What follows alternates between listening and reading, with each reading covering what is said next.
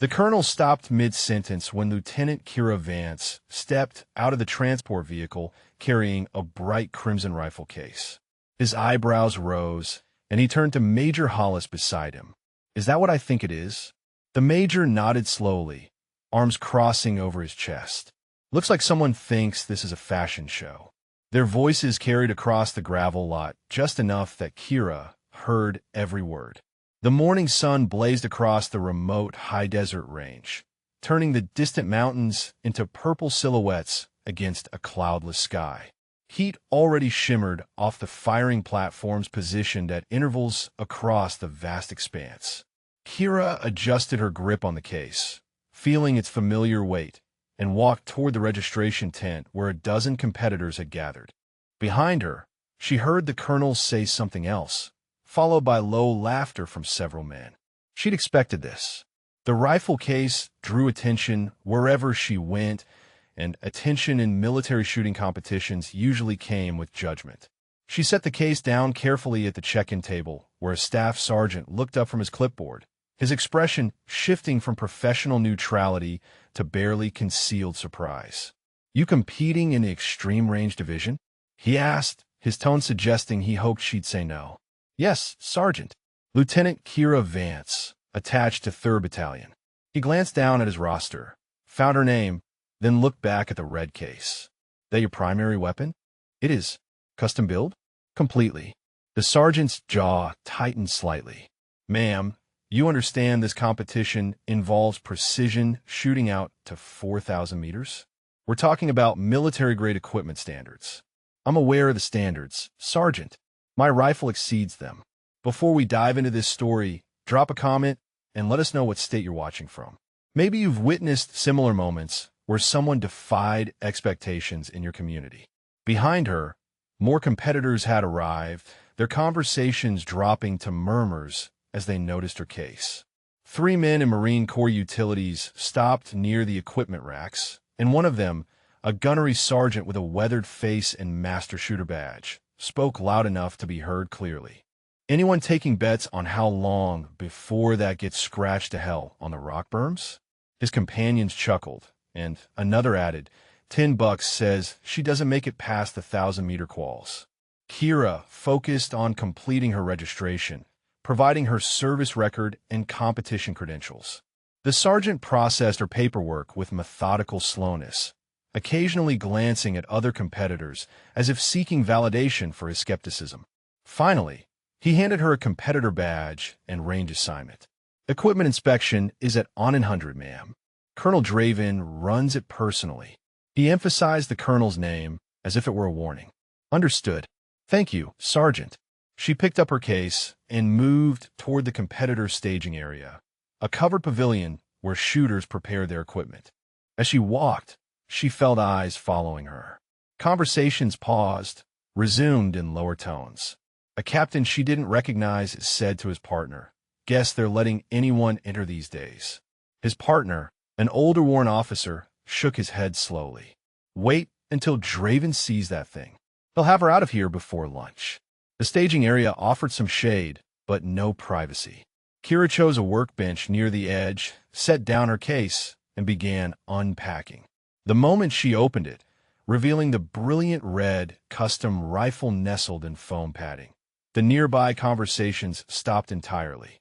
The weapon was undeniably striking, its Cerakote finish catching the light like liquid fire, but every component was precision-engineered for extreme long-range accuracy. She'd spent 3 years developing this system, testing countless configurations, studying ballistics until she could calculate trajectory adjustments in her sleep. A lieutenant colonel approached, his expression a mixture of curiosity and disapproval. His name, tape red cachet, and he carried himself with the confidence of someone who'd been winning shooting competitions for decades. "That's quite a statement piece, Lieutenant." He gestured at the rifle without touching it.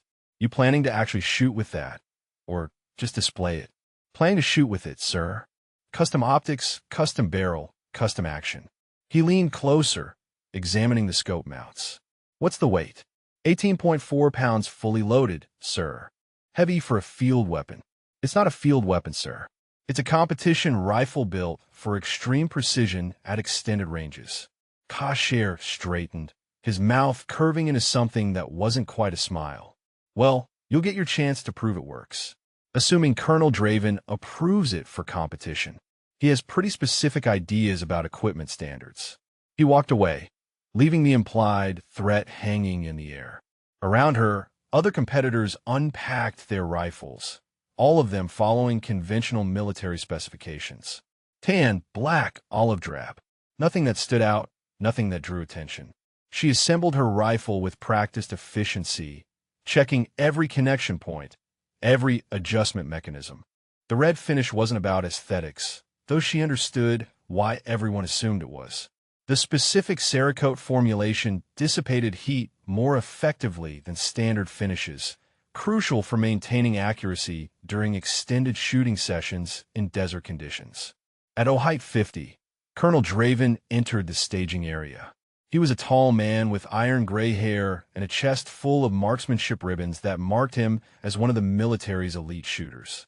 His gaze swept across the assembled competitors, paused on Kira and her rifle, and his entire body language shifted.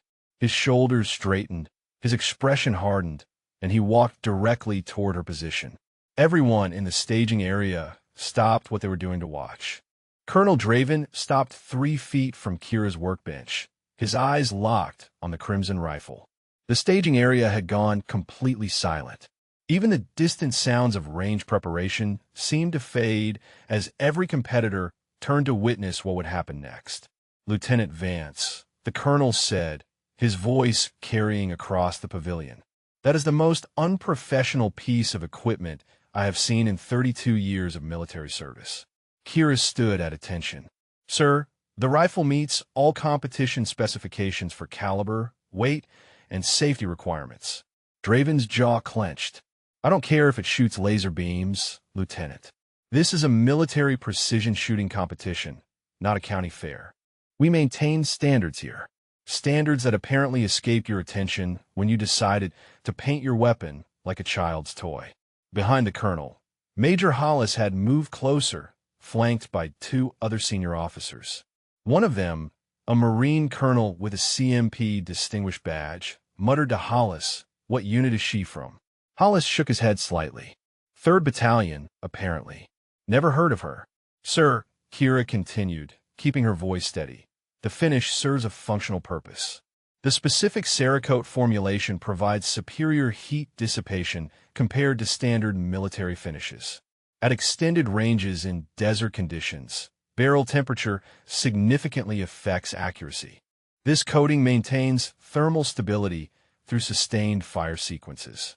Draven picked up her rifle without asking permission, examining it with the critical eye of someone who'd inspected thousands of weapons. His hands moved over the custom action, the precision-machined receiver, the competition-grade trigger assembly.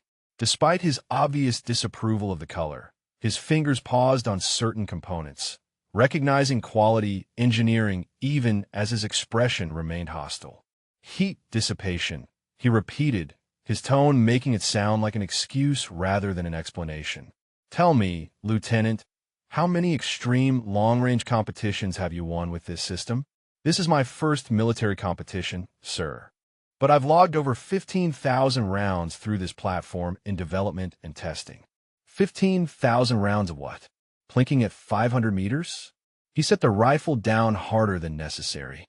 "The longest shot in this competition will be 3,800 meters. At that distance, every variable matters. Wind, temperature, barometric pressure, Coriolis effect, even the rotation of the Earth. You think your pretty red paint job is going to overcome physics? No, sir. I think my understanding of ballistics will overcome physics. The paint is just for thermal management." Someone behind them laughed, then quickly stifled it when Draven's head turned sharply. The gunnery sergeant from earlier, the one who'd made the bet about her scratching the rifle, stepped forward. "Sir, if I may, most of us have been shooting military competitions for years. We know what works at extreme range. Standard platforms, proven systems. This looks like someone's science project." Draven nodded slowly. "Gunnery Sergeant Reeves makes a valid point. Experience matters at these distances, Lieutenant. This isn't undergraduate ballistics theory. This is real-world shooting under pressure. Kira met his gaze directly. Then the shooting will speak for itself, sir. The colonel's eyes narrowed. Indeed it will. He turned to address the assembled competitors, his voice projecting across the staging area. Equipment inspection is now in progress. Every rifle will be checked for compliance with competition specifications. Any weapon that fails safety inspection or exceeds weight limits will be disqualified immediately. He looked back at Kira. No exceptions for custom builds. For the next hour, Draven and his inspection team moved through the staging area, checking each competitor's equipment with methodical precision. They weighed rifles, examined scopes, tested trigger pulls, measured barrel lengths. When they reached Kira's station, the process became noticeably more thorough. Draven personally checked every specification twice, clearly hoping to find a disqualifying flaw. Barrel length? He demanded. 28 inches, sir. Within the 30-inch maximum. Trigger pull weight? 2.8 pounds. Above the 2-pound minimum. Total system weight, with full magazine and optics? 18.4 pounds. Below the 22-pound limit. Draven handed the rifle to Major Hollis. Verify those measurements. Hollis went through the entire inspection again while other competitors watched. Several of them exchanged knowing glances, clearly expecting the red rifle to be rejected on some technicality. The Marine colonel who'd questioned Hollis earlier said to Reeves, "Even if it passes specs, that color's going to be a heat magnet in this sun.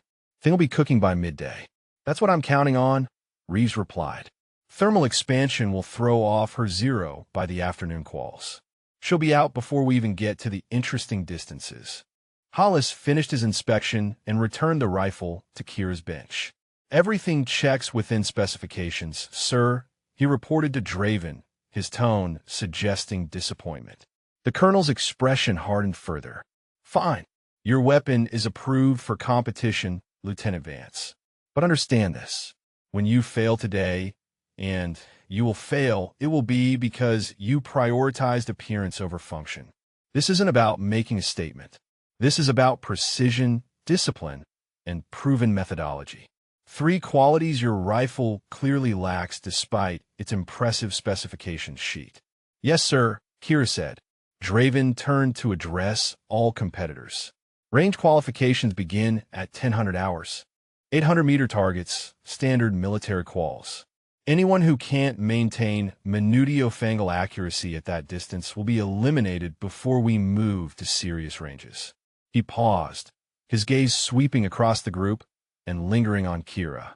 "Some of you may find that military standards are higher than whatever civilian ranges you've been practicing on." The inspection team moved on to the final competitors, and the staging area gradually returned to its normal activity level. But Kira noticed how many people continued glancing in her direction, how many quiet conversations seemed to involve gestures toward her red rifle. She'd become the story of the competition before firing a single round. Lieutenant Colonel Kasher returned to her area, carrying a range data book. "You handled that better than expected," he said quietly. "Draven usually eats people alive when he disapproves of their equipment choices. Is he always that hostile to custom builds?" "No." Kasher's expression turned serious. "He's hostile to people he thinks are wasting everyone's time. This competition has a 43% washout rate at the 800-meter quals alone. By the time we reach 2,500 meters, usually only 6 or 7 shooters remain. At 3,800, last year, only 2 people even hit the target zone. 0 hit center mass." Kira absorbed this information silently. So when Colonel Draven sees someone show up with what looks like a fashion statement, Kasher continued, "He assumes you're not serious. That you're here for attention rather than competition. And nothing makes him angrier than his time being wasted." He walked away, leaving Kira alone with her rifle and the weight of 36 skeptical eyes. The 800-meter range stretched across a flat expanse of desert hardpan, heat waves already distorting the air above the firing platforms. 32 competitors lined up at their assigned positions, each shooter separated by 10 feet of space and surrounded by equipment that represented years of refinement and experience. Kira took her position at lane 17, aware that several competitors had deliberately chosen stations where they could watch her performance. Range safety officers moved along the line, conducting final checks. The targets downrange were standard military silhouettes, their center mass zones clearly marked. Minutio-fangle accuracy at 800 meters meant keeping every shot within an 8-inch circle. Simple in theory, unforgiving in execution. Colonel Draven's voice came through the loudspeakers mounted on posts along the firing line. Shooters, you will have 5 minutes to achieve 3 consecutive hits within the Minutio-fangle zone. Your time begins when you signal ready. Any shooter who fails to qualify will be eliminated immediately. Wind is currently 6 knots from the southwest. Temperature is 94 degrees. Adjust accordingly. Kira settled into her shooting position, the red rifle resting solidly against her shoulder. Through her scope, she could see her target clearly despite the heat shimmer. She'd practiced in worse conditions. The rifle's custom barrel had been designed specifically for thermal stability, and the scope's glass quality cut through atmospheric distortion better than most military-grade optics. 2 lanes to her left, Gunnery Sergeant Reeves was already in position, signaling ready. His first shot cracked out, followed 2 seconds later by the spotter's call. Hit, center mass. His second and third shots followed with mechanical precision, each one called as a hit. He cleared the qualification in under 90 seconds, stood up, and made a show of checking his watch. Easy day, he said loud enough for nearby shooters to hear. More shots began echoing across the range as competitors signaled ready and engaged their targets. Most of the experienced shooters cleared the qualification quickly and efficiently. A captain from 2nd Marine Division finished in under 2 minutes. Major Hollis, shooting from lane 8, put 3 rounds through a group that couldn't have been more than 4 inches across. The spotters called each hit with professional neutrality, but approval showed in their voices for the precise shooting. Then came the failures. A lieutenant from an Army Reserve unit sent his first shot 18 inches left, overcorrected, and his remaining rounds scattered across the target frame without a single center mass hit. The range officer called him clear and marked him eliminated. Another shooter, a staff sergeant with multiple deployment patches, struggled with the heat mirage and used all 5 minutes trying to find the proper holdover. His 3 hits were valid, but barely, and he left the firing line shaking his head at how close he'd come to elimination. Kira waited, watching the wind flags positioned at intervals downrange. The breeze was steady but not strong, coming at a slight angle that required minimal adjustment. She'd shot in much more challenging conditions. When the lane to her right cleared, she signaled ready. The range fell silent around her position. She noticed several shooters who'd already qualified moving to positions where they could observe her lane.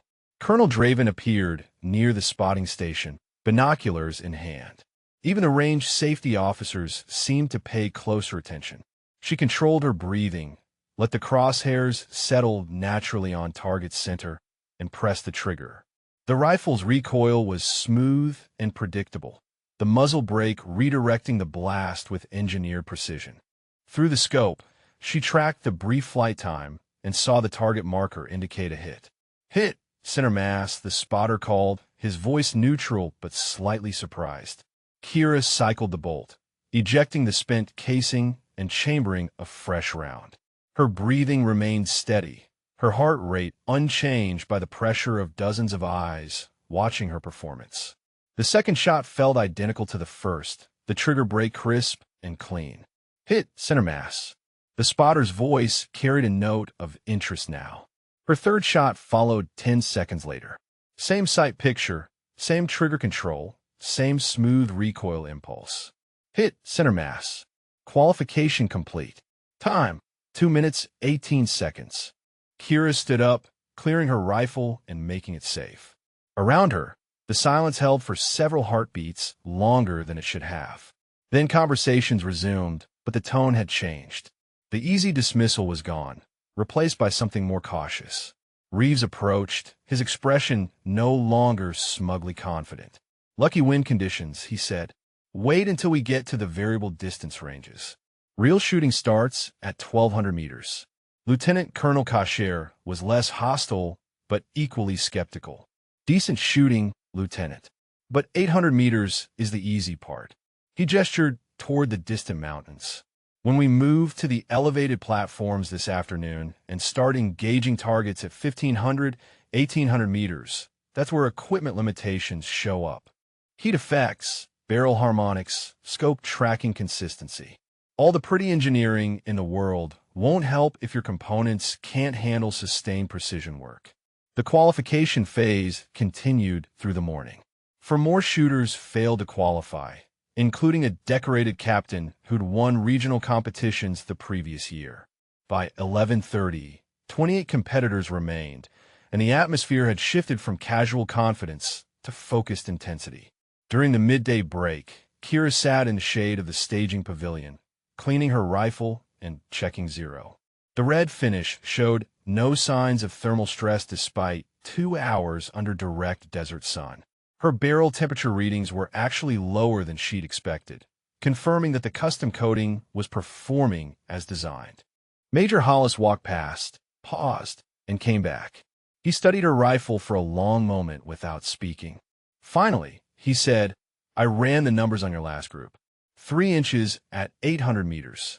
That's .35 minutio fangle." He met her eyes. "That's not luck, Lieutenant. That's skill."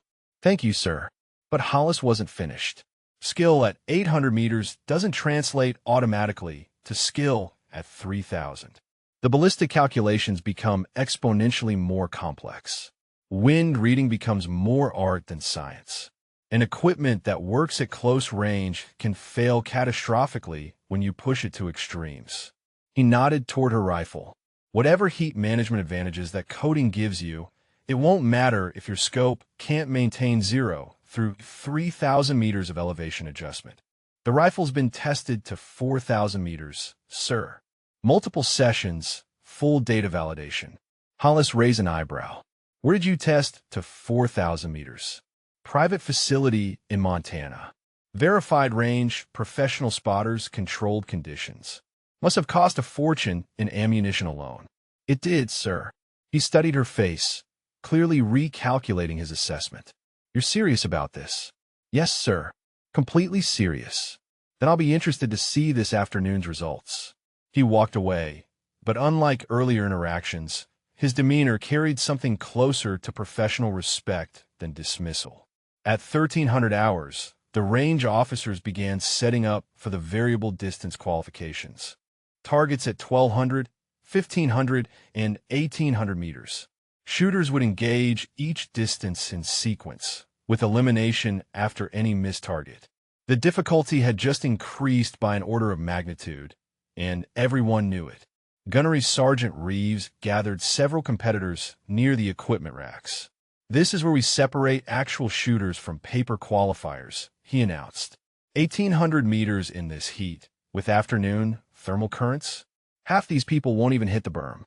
He glanced toward Kira's position. "And that red rifle is going to glow like a beacon. Thermal expansion alone will throw off her zero by at least 2 minutes of angle." The captain nodded agreement. Custom builds always fail at extreme range. Too many variables, too many points of failure. Give me a proven military platform any day. Colonel Draven approached the group, and they fell silent. The colonel looked toward Kira, then back at his experienced shooters. "Don't count anyone out until they actually fail," he said quietly. "I've seen enough competitions to know that confidence often exceeds capability." He let that sink in. "And I've seen enough surprises to know that assumptions are dangerous. Now get to your positions. We start in 15 minutes. The afternoon session was about to reveal who could actually perform when the pressure increased and the distances stretched beyond comfortable ranges. The afternoon sun had transformed the range into a crucible of heat and shifting air currents. Thermal waves rose from the desert floor in visible columns, distorting everything beyond 1,000 meters into a shimmering dreamscape where solid objects seemed to float and waver. The 1,200-meter targets were barely visible through the atmospheric chaos, and the 1,800-meter markers appeared as distant ghosts against the mountain backdrop. 28 shooters gathered at the elevated platforms constructed specifically for long-range work. Each platform stood 6 feet above ground level, providing clear sight lines across the desert, but also exposing shooters to the full force of afternoon wind. The breeze had picked up since morning, now gusting between 8 and 12 knots from varying angles, adding another layer of complexity to already difficult calculations. Colonel Draven stood at the command station, his voice carrying through the speakers with military precision. This afternoon's qualification consists of 3 phases: 1,200 meters, 1,500 meters, and 1,800 meters. You will engage one target at each distance. You have 2 attempts per target. Miss both attempts at any distance, and you're eliminated. He paused, letting the pressure build. Last year, 14 shooters entered this phase. 5 completed it successfully. Kira checked her equipment one final time. The red rifle's barrel had cooled during the break, and all her scope settings remained exactly where she'd zeroed them. She'd calculated holdovers for each distance, factored in the current atmospheric conditions, and prepared range cards with detailed notes. Everything was ready, but she could feel the weight of expectation pressing down from all directions. Lieutenant Colonel Kasher took the first shooting position, engaging the 1,200-meter target with practiced efficiency. His first round struck just left the center mass. He made a minor adjustment, and his second shot hit cleanly. The spotter called it, and Kasher moved to prepare for the 1,500-meter engagement. Several other experienced shooters followed with similar results, some succeeding on the first attempt, others requiring their second shot to confirm a hit. Then came the failures. A Marine Corps captain, confident after his morning success, sent both rounds wide at 1,200 meters. His wind calls completely wrong in the gusting conditions. He left the platform, shaking his head, eliminated. An Army major managed the 1,200-meter target, but failed twice at 1,500, his bullets disappearing into the desert without ever marking the target frame. The elimination rate climbed steadily as the afternoon progressed. Gunnery Sergeant Reeves took his position with obvious confidence. He'd been shooting competitions for 15 years and had qualified expert marksmen in every category. His 1,200-meter shot hit center mass on the first attempt.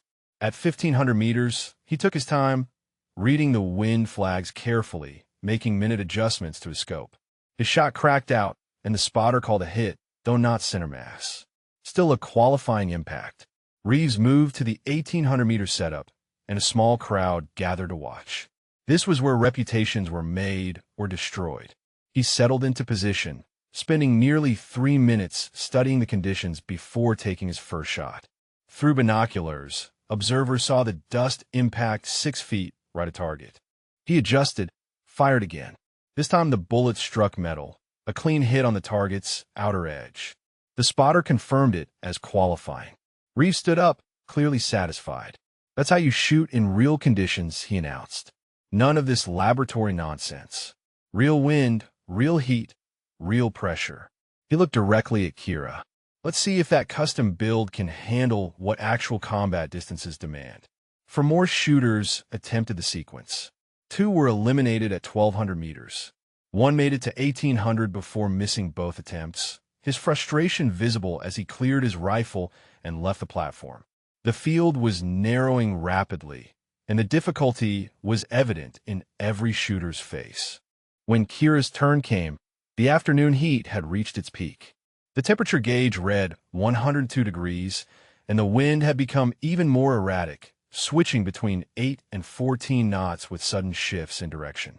She took her position at the 1,200-meter platform, the red rifle drawing immediate attention from every observer.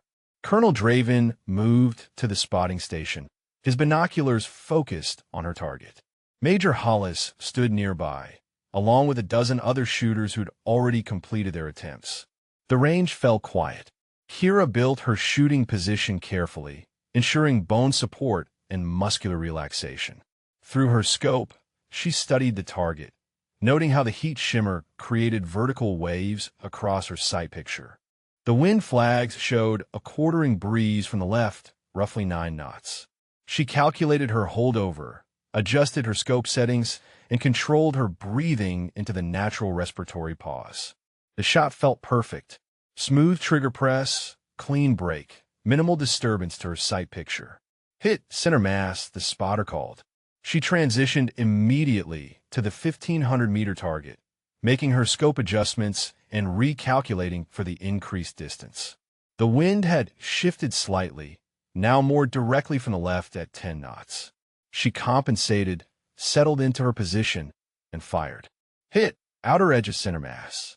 The murmurs from observers were quieter now, more thoughtful. She'd just done in 2 shots what many experienced shooters had struggled to accomplish. The 1,800-meter target was barely visible through the scope, reduced to a wavering shape that seemed to pulse with the heat distortion.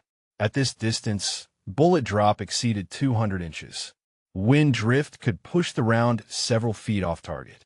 The flight time was over 2 seconds, during which any change in conditions could turn a perfect shot into a complete miss. Kira took her time, more than she had at the shorter distances. She watched the wind flags at intervals downrange, noting how the breeze varied between the 1,000-meter mark and the target distance. The wind was stronger in the middle section, where a slight terrain rise created turbulence. She'd need to account for that in her hold.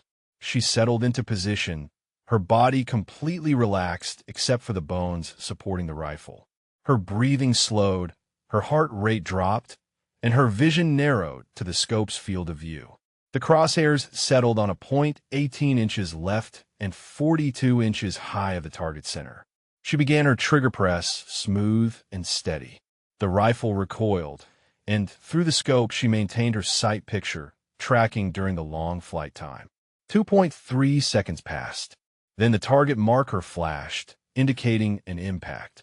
"Hit, center mass," the spotter called, his voice carrying clear surprise. Kira stood up, cleared her rifle, and stepped away from the platform. Behind her, absolute silence held for several heartbeats. Then quiet conversations erupted across the range, most of them focused on what they'd just witnessed. Major Hollis approached, his expression completely different from earlier in the day. "That was exceptional shooting, Lieutenant. Truly exceptional." He glanced at the red rifle. "And that thermal coating actually seems to be performing as advertised. Your barrel temperature should be critical after that sequence, but I watched your mirage pattern. Minimal heat signature." "Thank you, sir." Colonel Draven joined them, his face unreadable. 3 for 3, he said. First attempt success at all 3 distances. He studied her for a long moment. Only 5 other shooters have achieved that today, and they've all been competing at this level for years. He looked at the red rifle, and something in his expression shifted. "I may have been premature in my assessment of your equipment choices, Lieutenant." Before Kira could respond, Reeves walked past, his confidence visibly shaken. "Lucky wind calls," he muttered, but no one seemed to believe it anymore, least of all himself. The afternoon session continued, but the dynamic had changed. Kira Vance and her crimson rifle were no longer a curiosity or a joke. She was now a legitimate competitor, and everyone knew it. By 1600 hours, only 18 shooters remained qualified for the next phase. The evening would bring an even greater challenge, with targets at 2,500 and 3,000 meters. The distances where equipment limitations and shooter skill became impossible to separate, where every tiny flaw in either would be magnified into failure. And tomorrow, if anyone survived that far, would come the ultimate test. 3,800 meters, a distance that had defeated some of the military's finest marksmen. Evening brought a transformation to the desert range. The brutal afternoon heat gave way to cooling air that settled in layers across the terrain, creating new challenges for long-range precision. 18 shooters remained, and the atmosphere among them had shifted from casual competition to intense focus. They were entering territory where only the most skilled marksmen could operate effectively. The 2,500 and 3,000-meter ranges required different platforms entirely, positioned on elevated berms that provided sight lines across a vast natural amphitheater carved by ancient water flows. The targets were mounted on motorized frames that could be raised or lowered to simulate various engagement scenarios. At these distances, the targets themselves appeared microscopic through even the best optics. Colonel Draven assembled the remaining shooters near the command station as the sun touched the western mountains. 18 of you qualified this afternoon. Statistically, fewer than half will complete tonight's phase. He gestured toward the distant targets. 2,500 meters and 3,000 meters are where theoretical knowledge meets practical reality. Your calculations must be perfect. Your equipment must perform flawlessly, and your execution must be absolutely precise. He paused, his gaze moving across the group and settling briefly on Kira. At these distances, a onomaleperhor error in wind estimation results in a 3-foot miss at 2,500 meters. At 3,000 meters, that error becomes 5 feet. The margin for success is measured in inches. The opportunity for failure is measured in acres. Lieutenant Colonel Kasher stood among the competitors, his earlier confidence tempered by respect for the difficulty ahead. I've been shooting competitions for 12 years, he said to the group. I've completed this phase exactly 3 times. Failed it 7 times. Everyone here needs to understand that what we're attempting tonight pushes the absolute limits of both equipment and human capability. Major Hollis nodded agreement. Last year, we had 11 shooters enter this phase. 4 made it through. 2 of those 4 subsequently failed at 3,800 meters the following day. He looked at each competitor in turn.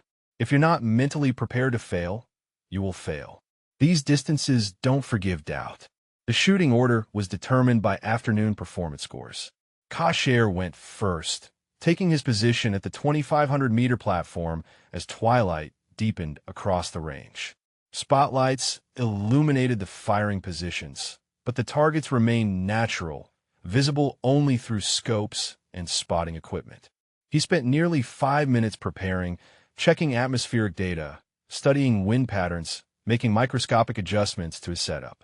His first shot at 2,500 meters missed, the impact visible in the dust 40 feet left the target.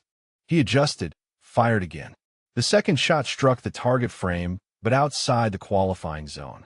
His third and final attempt hit, barely qualifying.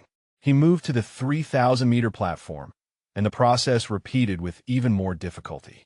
He required all 3 allowed attempts to achieve a qualifying hit, and when he finished, his hands were shaking slightly from the sustained pressure. That's the hardest I've ever worked for a qualification, Kasher admitted to the spotters. 3,000 meters in these conditions is absolutely brutal. More shooters followed. A Marine Corps major succeeded at 2,500 meters but failed completely at 3,000, unable to correct for the complex wind patterns that developed across the extended range. An Army lieutenant colonel made it through both distances but looked physically drained afterward, his concentration visibly depleted. 2 more shooters were eliminated at 2,500 meters, their bullets disappearing into the desert without ever threatening the targets. Gunnery Sergeant Reeves approached his shooting platform with obvious tension. His earlier swagger had completely disappeared, replaced by the focused intensity of someone who understood exactly how difficult the challenge had become.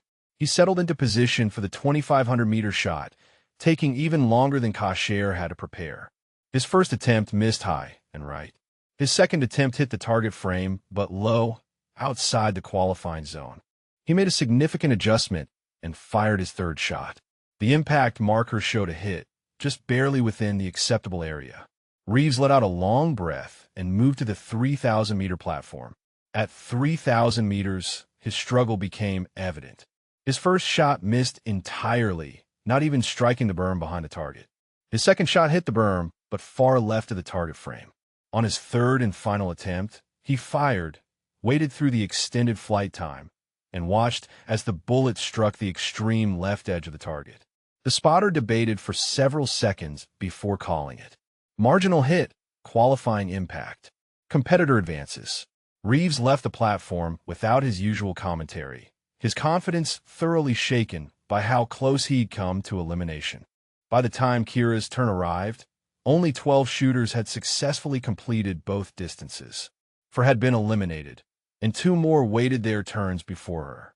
The night air had stabilized somewhat, creating more consistent conditions, but the darkness added psychological pressure that balanced any atmospheric advantage. She took her position at the 2,500-meter platform, her red rifle now illuminated by the harsh spotlights. The weapon's distinctive color seemed even more dramatic in the artificial light, and she was aware that every remaining competitor had gathered to watch her attempt. They'd seen her afternoon performance. Now they want to know if she could maintain that standard when the difficulty increased exponentially. Through her scope, the target was barely distinguishable from the surrounding terrain. She ran through her mental checklist with methodical precision. Temperature had dropped to 78 degrees. Barometric pressure was steady. Wind was a consistent 7 knots from the west, with no significant gusting. She calculated her adjustments, made her scope corrections, and built her shooting position. The shot felt identical to her earlier successes. Clean trigger break, perfect follow-throw, stable platform. Hit, center mass, the spotter called, his voice reflecting genuine surprise at the first-round success.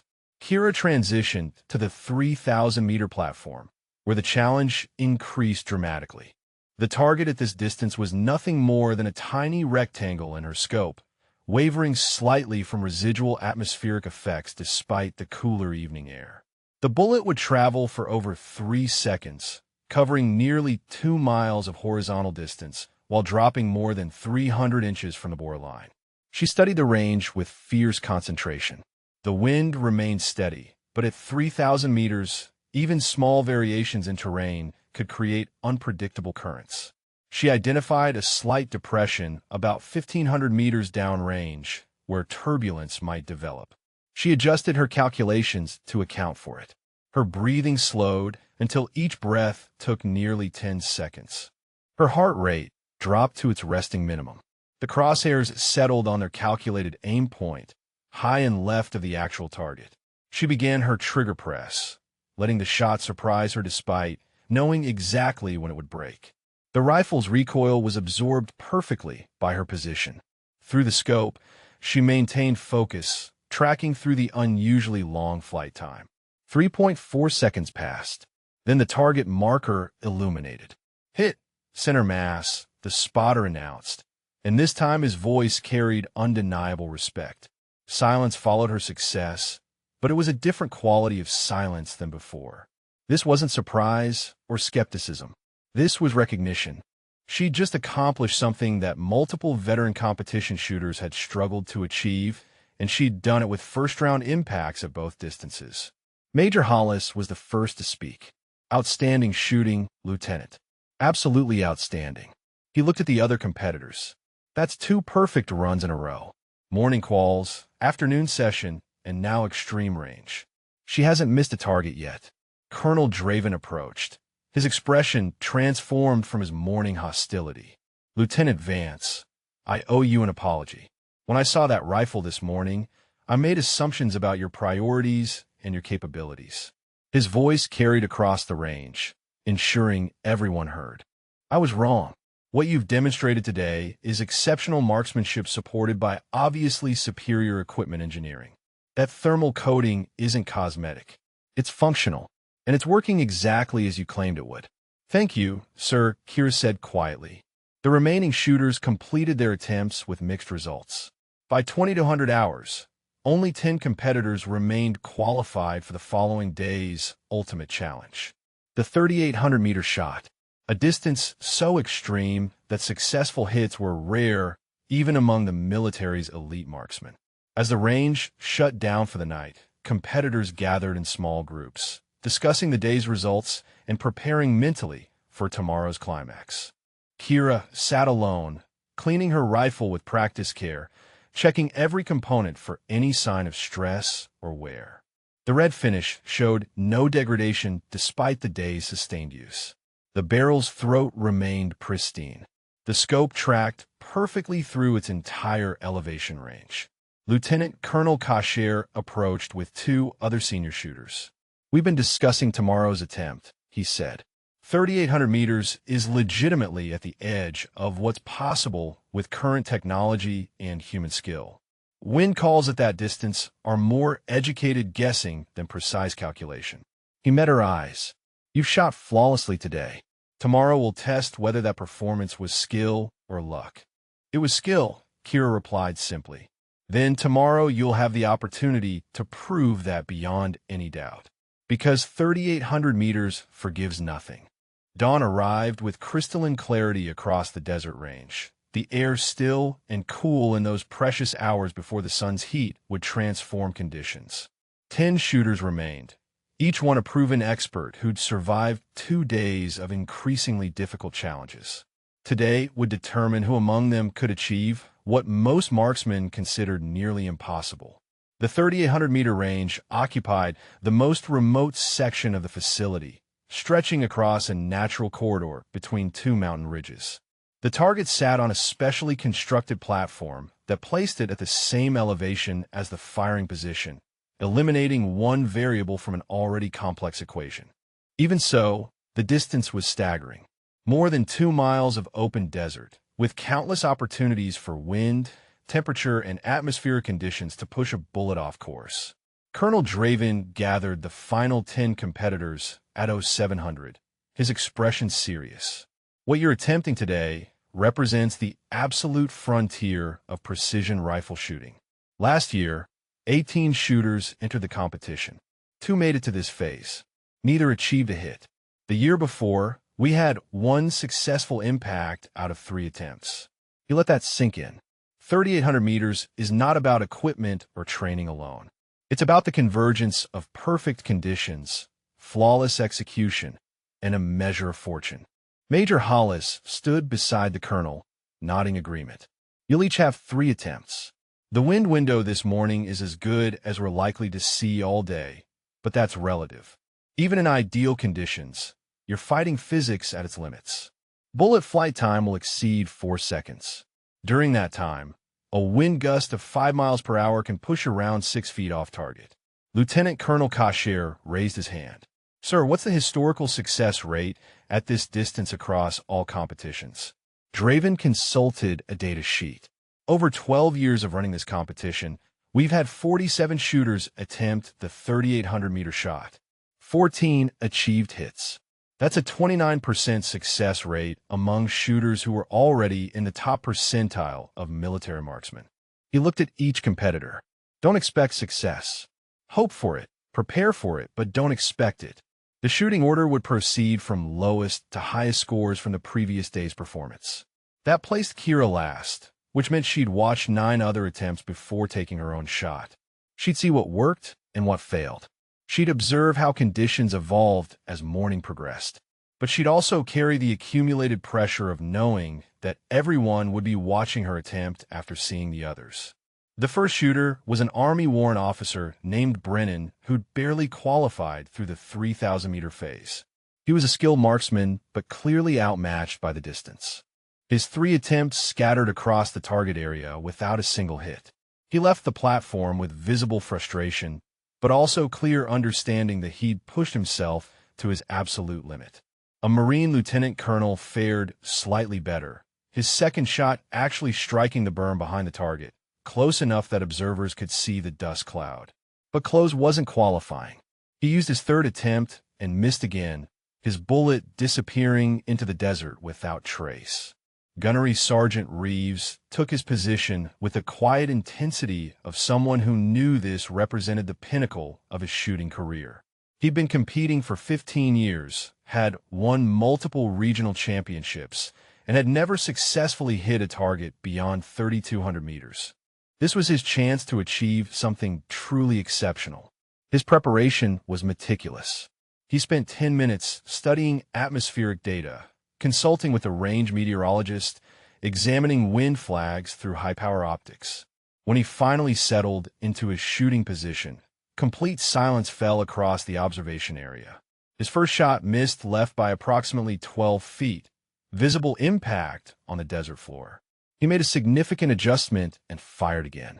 This shot went high, not even reaching the target berm. His 3rd attempt incorporated lessons from both failures. The round flew true for most of its flight, impacted the berm, but struck at least 8 feet right of the target frame. Reeves stood up slowly, his face reflecting disappointment, but not shame. "That's the best I had," he said to the spotter. "I gave it everything."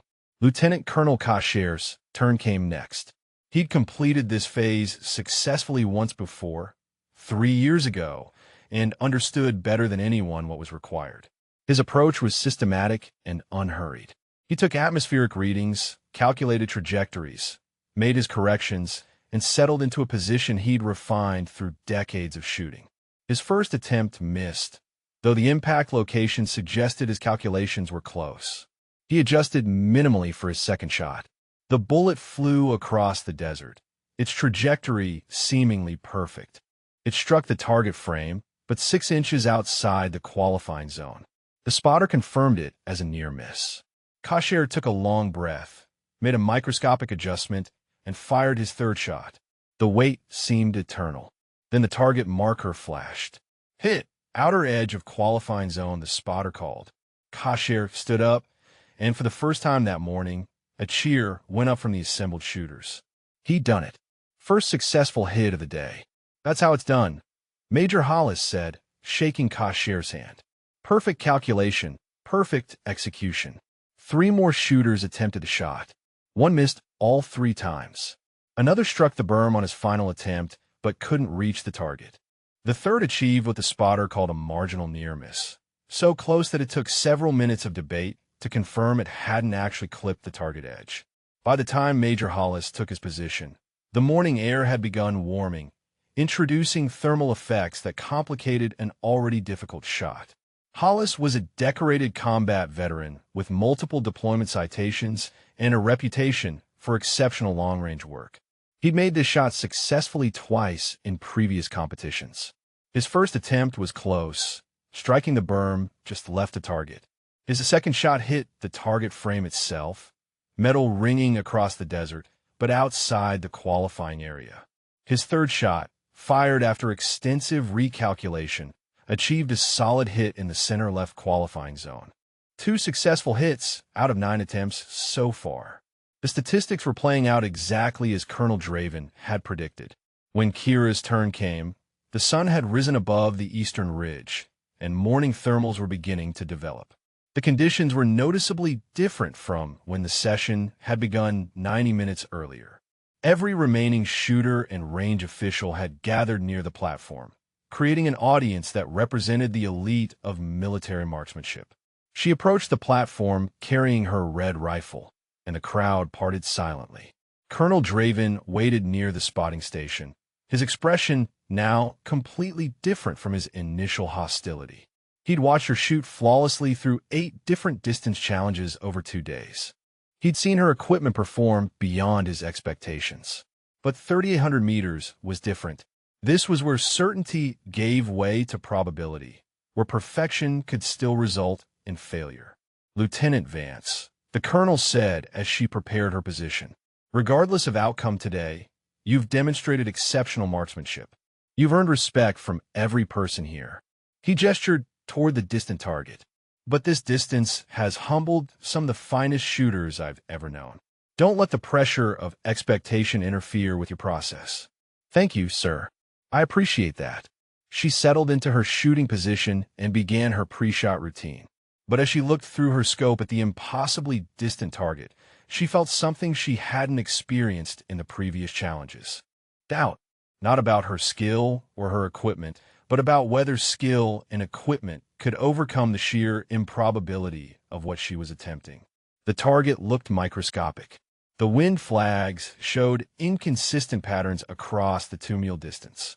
The morning air shimmered with developing heat. She would fire a projectile that would take more than 4 seconds to travel across terrain where a dozen different variables could push it off course. She took a deep breath, pushed the doubt aside, and began her calculations. Mathematics didn't care about probability. Physics didn't respond to doubt. Either her numbers were correct or they weren't. Either her execution was perfect or it wasn't. The distance was simply another variable to account for. She studied the range with absolute concentration, noting every detail that might affect her bullet's flight. And she began to build the mental picture of a perfect shot. Kira's breathing slowed as she entered the focused state that had carried her through thousands of practice rounds and hundreds of competitive shots. The noise of the assembled observers faded into background static. The morning heat became just another data point. Her entire world narrowed to the scope's field of view and the complex calculations running through her mind. Temperature, 86 degrees and rising. Barometric pressure, 29.87 and steady. Humidity, 18%. Elevation, 4,200 feet above sea level. She factored each variable into her mental ballistic model, building the trajectory profile for a bullet that would arc through more than 2 miles of atmosphere. Wind was the critical unknown. The flags at 500 meters showed 6 knots from the west. At 1,200 meters, the indicators suggested 8 knots from the southwest. At 2,500 meters, the wind appeared to shift back towards 7 knots west-northwest. Beyond that distance, she had no direct measurement, only inference based on terrain features and atmospheric patterns. She studied the mirage through her scope, watching how heat shimmer moved across the desert floor. The pattern suggested slight turbulence in the middle section of the range, where terrain depression created microscopic changes in air pressure. That turbulence would affect her bullet's flight, pushing it in unpredictable directions for perhaps 50 meters of its journey. Behind her, someone whispered to a companion, "She's been studying for 8 minutes. Most shooters take 5 or 6. At this distance, another voice replied, quietly, 8 minutes of preparation is worth it if it produces 1 inch of improved accuracy." Kira made her final scope adjustments. Elevation, 47 minutes of angle. Windage, 12 minutes left. The numbers represented her best estimate of where the bullet needed to go to account for every variable she could measure or calculate. But at 3,800 meters, best estimates still left enormous room for error. She settled the rifle into her shoulder, feeling the familiar weight and balance of the custom-built system. The red finish was warm under her hands from the morning sun, but the barrel temperature gauge showed optimal operating range. Her thermal coating was performing exactly as designed, keeping the critical components within acceptable limits despite 2 days of sustained shooting. Through the scope, she could barely distinguish the target's outline. It appeared as a small rectangular shape, wavering slightly in the developing heat shimmer. The center mass zone, which had seemed large at 800 meters, was now nothing more than a theoretical point in space that her bullet had to intersect after traveling for more than 4 seconds. She controlled her breathing into the natural pause between exhale and inhale. Her heart rate dropped to 52 beats per minute. The crosshairs settled onto her calculated aim point, high and left of the actual target by what looked like an impossible margin. Trust the math, she reminded herself. Trust the process. The trigger broke cleanly at exactly 2.8 pounds of pressure. The rifle recoiled straight back against her shoulder, the muzzle brake redirecting the blast with engineered precision. Through the scope, she maintained her position, tracking the point of aim even though the bullet had long since departed. 1 second passed. The bullet was still climbing, following the parabolic arc that would carry it to maximum altitude before gravity pulled it back down toward the target. 2 seconds. The projectile was now descending, air resistance bleeding away its velocity with every meter traveled. Small variations in wind were beginning to affect its path. 3 seconds. The bullet continued its long flight across the desert, now at the mercy of atmospheric conditions Kira could only estimate. Any gust, any thermal current, any microscopic change in air density could push it off course. 4 seconds. The projectile was approaching terminal phase, its trajectory steepening as it neared the target area. Everyone watching held their breath, binoculars and spotting scopes focused on the distant target frame. For 0.3 seconds, the target marker flashed. "Hit," the spotter called, his voice rising with excitement. "Center mass. Direct center mass hit." For a moment, absolute silence held across the range. Then the gathered shooters erupted in applause and shouts of amazement. Kira had just accomplished what fewer than 15 shooters in the competition's 12-year history had achieved.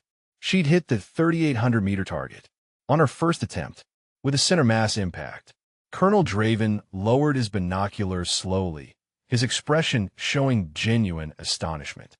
In 12 years of running this competition, he said to Major Hollis, "I have never seen anyone hit center mass on their first attempt at this distance. Never." Hollis was shaking his head in disbelief. That wasn't just a hit. That was a perfect shot. First-round impact, dead center. He looked at Kira's red rifle. "I need to know everything about that thermal coating system. Everything." Kira stood up from her shooting position, her legs slightly unsteady from the sustained tension. The gathered crowd pressed closer, questions coming from multiple directions simultaneously. "What was your wind call at mid-range?" Kasher asked. "How did you calculate the elevation adjustment?" Another shooter wanted to know. Gunnery Sergeant Reeves pushed through the crowd, his face reflecting a mixture of emotions. "That was the finest piece of long-range marksmanship I've ever witnessed," he said, extending his hand. "I owe you an apology, Lieutenant. When I saw that rifle this morning, I thought you were playing games." He shook his head. "You weren't playing. You were serious. Deadly serious." "Thank you, Sergeant. I appreciate that." Colonel Draven called for order, his voice cutting through the celebration. "Lieutenant Vance still has 2 attempts remaining if she chooses to use them, though I can't imagine why she would, given that she's already achieved the only perfect first-round hit in this competition's history." Kira considered the colonel's words. She'd done what she came to do. She'd proven her capability, demonstrated her equipment's performance, and silenced every doubt that had followed her through 2 days of competition. Taking additional shots risked nothing except her own energy and the possibility of a less perfect result. "Sir," she said, "I'll take my remaining attempts if you allow it. Not because I need to prove anything more, but because I want the practice. 3,800-meter opportunities don't come often." A murmur of respect ran through the assembled shooters. She wasn't content with success. She wanted to push herself further, to gather more data, to refine her understanding of the extreme range environment. "By all means, Lieutenant. The range is yours." She returned to her shooting position, made minimal adjustments based on her first shot's results, and prepared her second attempt. The process took less time now, her confidence reinforced by proven success. The second shot broke cleanly, and 4.3 seconds later, the target marker flashed again. "Hit! Outer qualifying zone," the spotter called. Her third attempt came 5 minutes later, after she'd recalculated to account for the gradually changing morning conditions. This shot flew true for most of its flight, but was caught by a gust of wind in the final 100 meters. It struck the target frame just outside the qualifying zone. "Near miss, high right," the spotter announced. Even the miss drew appreciation from the observers. 1 perfect hit and 1 qualifying hit out of 3 attempts at 3,800 meters was an exceptional performance by any standard. When Kira cleared her rifle and left the platform, the assembled shooters spontaneously formed 2 lines, creating a path for her to walk through. As she passed, they applauded, several reaching out to shake her hand or pat her shoulder in recognition of what she'd accomplished. Colonel Draven waited at the end of the line. "Lieutenant Vance, I began this competition believing your red rifle was a sign of misplaced priorities and poor judgment." His voice carried across the range, ensuring everyone heard. "I was completely wrong. What you've demonstrated over the past 2 days represents some of the finest marksmanship I've witnessed in 3 decades of military service. Your equipment isn't cosmetic. It's functionally superior. Your preparation isn't luck. It's methodical excellence. And your shooting isn't beginner's fortune. It's master-level skill." He extended his hand formally. "On behalf of every shooter here and every range official who doubted you, I apologize. You've earned not just qualification, but genuine respect." Kira shook his hand, feeling the weight of the moment. "Thank you, sir. That means more than the successful shot." As the morning session concluded and competitors began packing their equipment, the conversation centered entirely on Kira's performance. Technical discussions about her thermal coating system, ballistic analysis of her wind calls, speculation about how she developed such exceptional skill. The red rifle that had been mocked less than 48 hours ago was now the subject of intense professional interest. The awards ceremony took place that afternoon in the range headquarters building, a structure built from desert stone that stayed mercifully cool despite the outside heat. All 32 original competitors had been invited to attend, along with range officials and several senior officers from nearby installations who'd heard about the exceptional performance that had unfolded over the past 2 days. Kira stood among the other finalists, her red rifle case propped beside her chair. The weapon had become something of a celebrity itself, with multiple requests already submitted for technical briefings on its design and performance characteristics. Several military procurement officers had expressed interest in evaluating the thermal coating system for potential wider adoption. Colonel Draven took the podium, his uniform crisp and his bearing formal. Over 12 years of conducting this competition, he began, I've witnessed exceptional marksmanship from some of the military's finest shooters. I've seen perfect performances under pressure. I've watched shooters push themselves beyond what they believed possible. He paused, his gaze moving across the assembled group. But I have never seen a performance quite like what Lieutenant Kira Vance demonstrated over the past 2 days. The room erupted in applause. Kira felt her face flush slightly, but maintained her composure. Draven continued when the noise subsided. Lieutenant Vance entered this competition as an unknown quantity. No previous competitive record, no reputation among the long-range shooting community. An equipment that initially struck me, and many others, as inappropriate for serious military competition. He allowed himself a slight smile. I publicly criticized that equipment and privately questioned whether she should even be allowed to compete. Several people in the audience chuckled, remembering the tension of that first morning. What followed was a masterclass in precision marksmanship. Perfect qualification at 800 meters. Flawless performance through the variable distance phases. First attempt success at every single distance through 3,000 meters. And then, at 3,800 meters, she achieved what no competitor in this event's history has ever accomplished. A perfect center mass hit on the first attempt. The applause returned, louder this time. Lieutenant Colonel Kasher stood up, followed quickly by Major Hollis and the other shooters, giving Kira a standing ovation that lasted nearly a minute. When the room quieted again, Draven gestured for Kira to join him at the podium. As she walked forward, she noticed Gunnery Sergeant Reeves watching her with an expression of genuine admiration, no trace of the skepticism that had marked his earlier interactions. Lieutenant Vance, Draven said formally, "It is my honor to present you with the Extreme Range Marksmanship Excellence Award, recognizing not only your first-place finish, but your unprecedented perfect performance throughout the competition." He handed her a plaque mounted with an engraved brass plate and a distinctive red, white, and blue ribbon. "Thank you, sir," Kira replied, accepting the award. Draven wasn't finished. Additionally, and with approval from the competition board, we're creating a new recognition specifically for your 3,800-meter achievement. The first round Impact Award will be presented to any future competitor who achieves a qualifying hit on their first attempt at the extreme distance. You are the inaugural recipient and the standard against which all future attempts will be measured.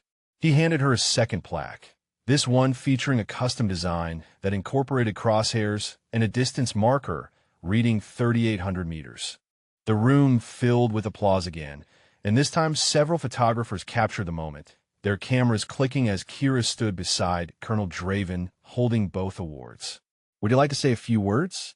Draven asked, stepping back from the microphone. Kira moved forward, setting the plaques carefully on the podium. "When I arrived here 2 days ago," she began, "my equipment choices drew immediate criticism.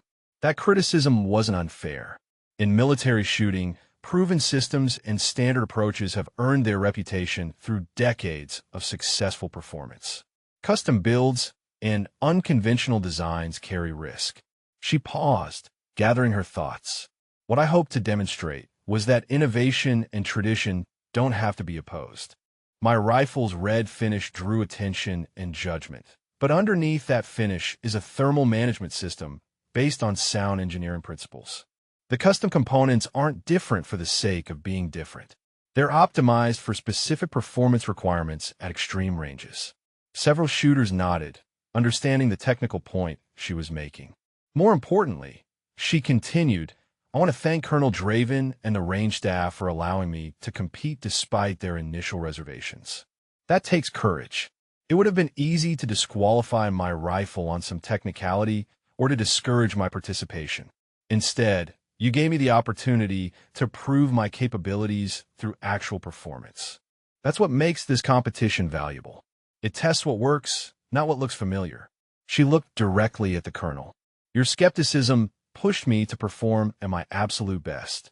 Your criticism made me verify every assumption and validate every design choice. So while you apologized earlier for doubting my equipment, I want to thank you for that doubt. It made my success more meaningful. Draven's expression showed surprise, then respect. He nodded once, acknowledging the point. Kira continued. To the other competitors, especially Sergeant Reeves, Lieutenant Colonel Kasher, and Major Hollis, thank you for your professionalism even when you disagreed with my approach. Competition makes everyone better. Your skill pushed me to refine my technique. Your success motivated me to work harder. She smiled slightly.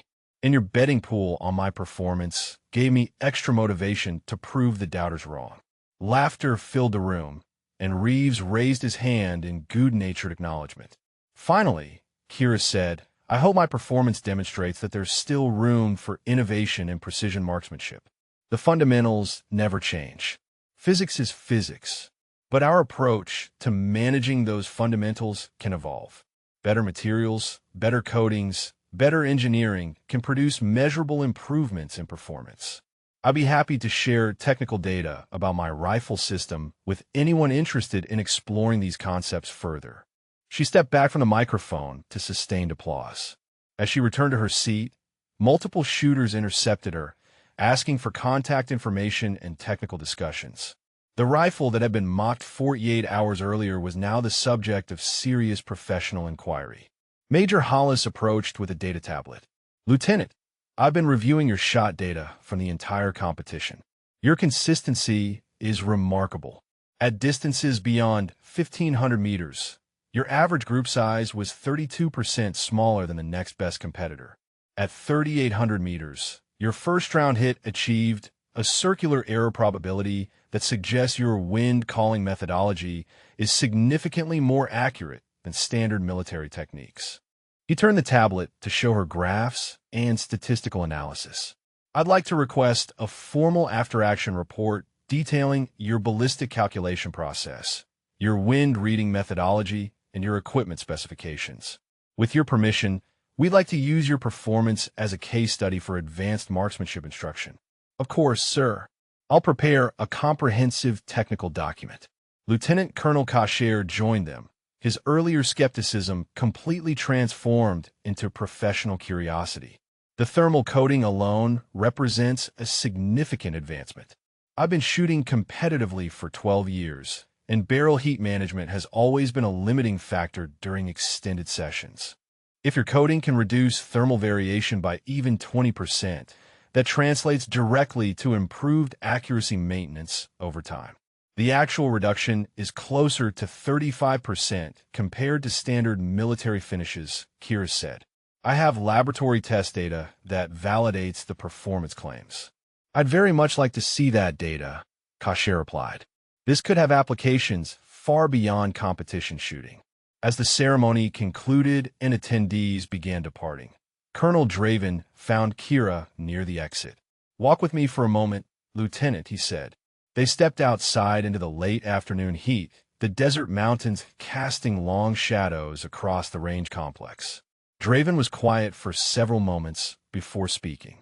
I've been running shooting competitions and evaluating marksmen for most of my career, he said finally. I've developed certain shortcuts in assessment, certain assumptions about what works and what doesn't. Those assumptions have served me, well, 99% of the time. He looked at her directly. You represent that 1% where my assumptions were completely wrong.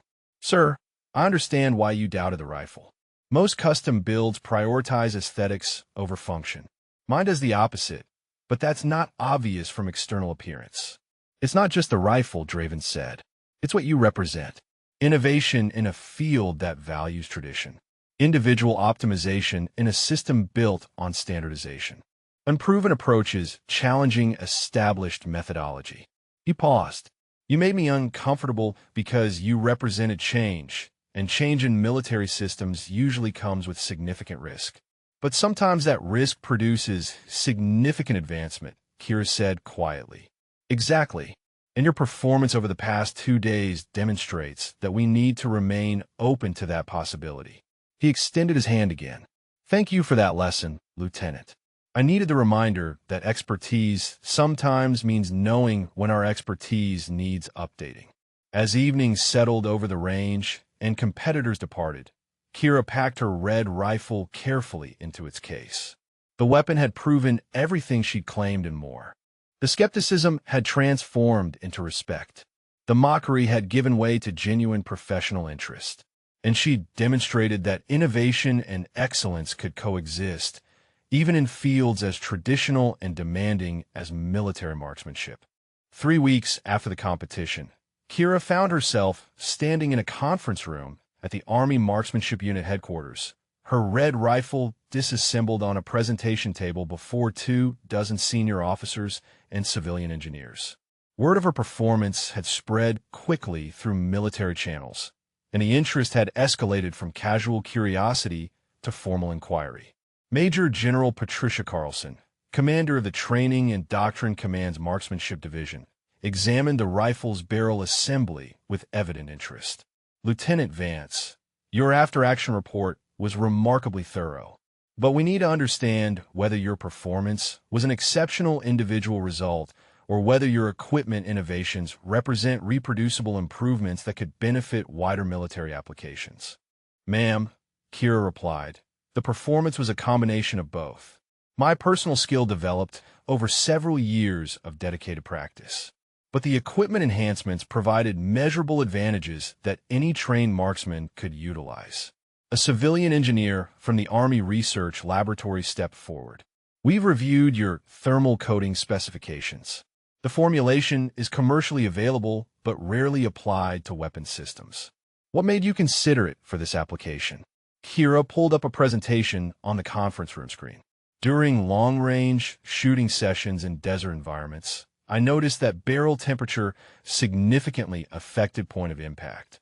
Even 5-degree variations could shift impact points by several inches at extended ranges. She clicked to a graph showing temperature versus accuracy degradation. Standard military finishes absorb and retain heat. The ceramic coating I selected has 3 times the thermal emissivity, allowing faster heat dissipation while maintaining barrel rigidity. The engineer made notes on his tablet. Have you tested this under sustained fire conditions? Not just precision shooting, but rapid engagement scenarios? Not extensively, Kira admitted. My focus has been on extreme range precision where shot intervals allow for cooling between rounds. Sustained fire would require additional testing to validate performance under high-temperature stress. Colonel Draven, who'd been invited to attend as a subject matter expert, spoke up from his position near the back of the room. General Carlson, I witnessed Lieutenant Vance fire approximately 40 rounds over 2 days in temperatures exceeding 100 degrees. Her rifle maintained zero consistency that exceeded every other competitor's equipment. Whatever she's done with this coating system, it works. Carlson nodded. The thermal management is interesting, but I'm more curious about your ballistic calculation methodology. Your wind calls at 3,800 meters were demonstrably more accurate than standard military techniques. Walk us through your process. Kira moved to a whiteboard and began sketching diagrams. Standard wind reading relies on observing indicators at shooter position and target location, then interpolating conditions across the distance. This works reasonably well out to about 2,000 meters. Beyond that distance, mid-range variations become the dominant factor. She drew a topographical profile. At 3,800 meters, the bullet spends most of its flight time in the middle third of the range. That's where terrain features, thermal currents, and atmospheric boundaries have maximum effect. I developed a technique for reading mirage patterns that allows estimation of wind conditions in zones that have no direct indicators. How accurate is this estimation? An Air Force lieutenant colonel asked. Within 2 to 3 miles per hour at mid-range, which translates to approximately 18 inches of drift variation at 3,800 meters. She added more detail to her diagram. It's not perfect, but it's significantly better than assuming wind is constant across the entire distance. A Marine Corps major raised his hand. Lieutenant, your technique sounds highly individual. How teachable is it? Could you train other marksmen to read mirage patterns with similar effectiveness? Kira considered the question carefully. The basic principles are teachable. Pattern recognition and atmospheric interpretation can be developed through practice. But there's definitely an experiential component. I spent hundreds of hours studying mirage behavior in different conditions before I could make reliable assessments. So it's not a simple procedural change, the major concluded. It's a skill that requires significant training investment. Correct, sir. Though I believe that investment would produce measurable improvements for marksmen operating at extreme ranges. General Carlson stood up, walking closer to examine the disassembled rifle. Lieutenant Vance, here's what I'm seeing. You've developed equipment modifications that provide objective performance advantages. You've refined techniques that improve accuracy at distances where our current methodology struggles. And you've proven both through competition results that speak for themselves. She picked up the rifle's barrel, feeling its weight and examining the red coating. The question isn't whether your innovations work. The question is whether we can integrate them into existing training pipelines and procurement systems without creating more problems than we solve. Ma'am, if I may, Colonel Draven interjected. The military's strength comes from standardization and interoperability. Custom builds like Lieutenant Vance's rifle work because she understands every component intimately. She spent years developing and refining this system. Most military marksmen don't have that luxury. They need equipment that works reliably with standard training and maintenance. Kia nodded. That's a fair point, sir. My rifle is essentially a research platform. It proves concepts, but isn't necessarily ready for field deployment without adaptation. However, Draven continued, the thermal coating technology is relatively simple to implement. It doesn't require custom components or specialized training. If Lieutenant Vance's test data validates performance claims, that alone could represent a significant improvement to our sniper weapon systems. The engineer from the research laboratory looked up from his notes. We'd like to conduct independent validation testing. Take 5 standard military rifles, apply the thermal coating to 3 of them, and run comparative accuracy tests under controlled conditions. If we can reproduce even 70% of the performance improvement Lieutenant Vance demonstrated, that justifies further development. General Carlson agreed. Make it happen. And Lieutenant Vance, you'll participate in the testing as a technical advisor. She turned to address the full room. Gentlemen, what we witnessed at the competition was exceptional individual performance enhanced by innovative equipment choices. Our job is to determine which elements of that performance we can systematically teach and which equipment enhancements we can reliably deploy. A Navy captain who'd been silent throughout the briefing finally spoke. General, there's another consideration. Morale and recruitment. Video of Lieutenant Vance's performance has circulated widely on social media. Young people interested in military service are specifically asking about precision marksmanship programs because they saw someone achieve something extraordinary that has value beyond the technical specifications. Carlson smiled slightly. Commander, you're absolutely right. Sometimes the best recruitment tool is simply demonstrating excellence. She looked at Kira. Lieutenant, whether or not we adopt your specific equipment modifications, your competition performance has already provided significant value to the military. You've shown that innovation and tradition can coexist, that careful engineering can produce measurable advantages, and that underestimated individuals with unconventional approaches can achieve exceptional results when given the opportunity. The briefing continued for another hour, with detailed technical discussions about barrel harmonics, scope mounting systems, ammunition selection, and atmospheric modeling. Kira answered questions with the same methodical precision she'd applied to her shooting, providing data when available and clearly acknowledging limitations when appropriate. As the meeting concluded, several officers approached to request additional information or propose collaborative testing. The red rifle that had drawn mockery 3 weeks ago was now the subject of serious military research interest. Colonel Draven waited until the room had largely cleared before approaching. "You handled that well, Lieutenant. Military bureaucracy can be more challenging than any shooting competition." "Thank you, sir. I appreciate you speaking up about standardization concerns. Those are valid considerations that I hadn't fully thought through." Draven smiled. "That's the difference between individual excellence and institutional adoption. You've proven the former. Now others will determine whether the latter is feasible." He gestured toward the disassembled rifle. "Regardless of outcome, you've moved the conversation forward. That matters. Sir, can I ask you something?" "Of course. When you first saw my rifle that morning at the competition, what specifically made you so hostile? Was it really just the color?" Draven was quiet for a moment, considering his answer. "It was what the color represented. Deviation from standard. Individual expression in a system built on conformity. The suggestion that someone with no competitive record thought they knew better than decades of established practice." He met her eyes. "I saw the red rifle and immediately assumed you were more interested in standing out than in performance. That assumption was wrong, but it was based on seeing countless people prioritize appearance over function." "I understand that," Kira said. "And honestly, knowing that my equipment would draw that reaction made me work even harder to ensure the performance could speak for itself," which it did conclusively. Draven extended his hand one final time. "Good luck with the validation testing, Lieutenant. I have a feeling you're going to change some minds at the institutional level." 6 months after the competition, Kira stood on the same desert range where she'd first faced Colonel Draven's skepticism. But this time, she wasn't competing. She was teaching. 12 military marksmen, all experienced shooters selected from various branches, sat in a semicircle around her as morning light spread across the training area. The validation testing had exceeded expectations.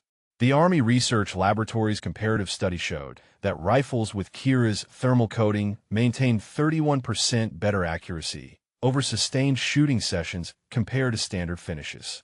The results were statistically significant and reproducible across multiple weapon platforms. Within 4 months, the coating had been approved for field testing with designated marksman units deploying to desert environments. But equipment was only part of the story. General Carlson had been equally interested in Kira's wind reading methodology, and she'd authorized the development of an advanced marksmanship course focused on extreme range techniques. Kira had been assigned as the primary instructor, with Colonel Draven serving as course supervisor and mentor. "All right," Kira said, addressing her students. "You're all expert marksmen. You've qualified at distances most shooters never attempt.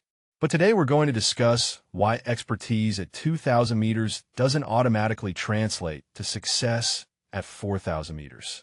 She gestured toward the distant mountains where targets had been positioned at intervals stretching to 3,800 meters.